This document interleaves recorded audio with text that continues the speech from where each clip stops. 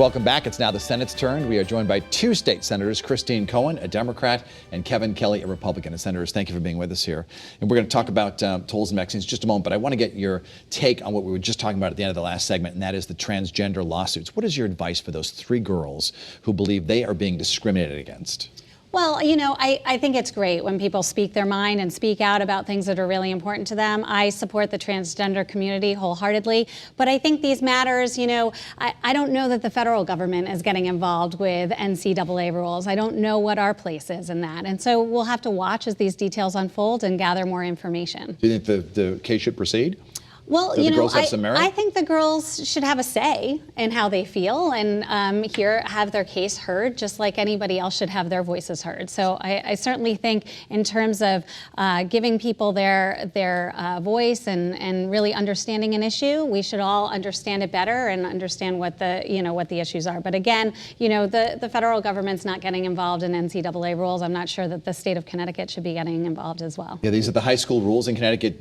They do differ from other states. Do you support the girls, or do you support the transgender athletes who say that they have a right to compete against these women? Well, I believe this is a very, not only personal, but a very difficult issue. And it's one of those issues that you sometimes confront where you can see both sides understanding that their perspective may be correct. Obviously, the individuals who brought the lawsuit are looking at Title IX and looking at biology. But on the other hand, there is a state policy as to transgender individuals and their right to participate and to be active members in our society.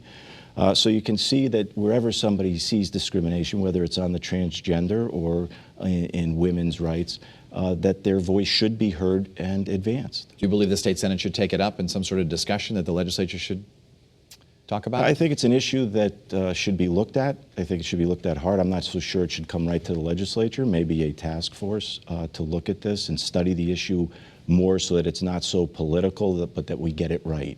Senator Cohen, I want to ask you about tolls. Would you have supported tolls if it came up for a vote in the Senate? You know, it's a complicated issue. It's one that, you know, the governor, the Senate, and the House couldn't come to an agreement. The content of the bill was changing over the past year. We saw many iterations, and the language wasn't quite where everybody wanted it to be. It wasn't at a place where everybody could agree. There were the votes in the Senate to make it happen. Hearing about a 30-hour filibuster, I think, you know, it's ironic. Here we're trying to get a little bit more diversity in the Senate, get some business owners, more females, you know, not the same old footprint of a senator. And, you know, the reality of that is that many people have families, many people have other obligations. So hearing that there's a 30-hour filibuster ahead of us, it requires some planning. And so the Senate said, you know what, now that we know that, we're going to need to take some time, you know, gather our members together. And the governor was fed up. You said the votes were there. Would you have supported it? I was really on the fence with what was happening. As we heard, the no toll supporters were really loud. I have 3 out of the 6 towns had presented no tolls resolutions, but it's a conundrum because I think the Connecticut taxpayers don't want to pay 100% of this transportation infrastructure that we know is in dire need of repair. We agree on that on both sides of the aisle, but we have this conundrum where do we have it shared, that shared expense by truck drivers and out-of-state drivers, or do we hold that whole entire burden on Connecticut's taxpayers? Senator, I know you and I have talked about tolls before on this program, so I want to shift to vaccines for you. Where do you stand on whether these exemptions should be removed, these religious exemptions, and that everyone should have to be vaccinated? Well, I have a problem with that. First and foremost, you know, you have religious rights in this country, and to remove a religious exemption, I think, is the wrong policy. When we approach these types of issues, I think they're very personal. And what we need to do is balance what on one hand is a public health need versus what is a personal liberty interest. And I don't think we're doing that the right way here, and for a number of reasons. One is the religious exemption. Another is that every child in the state of Connecticut is entitled to a public education. And now what you're seeing with this bill is they're going to put an impediment to that child getting a free public education, as well as government sticking its nose between a parent-child relationship.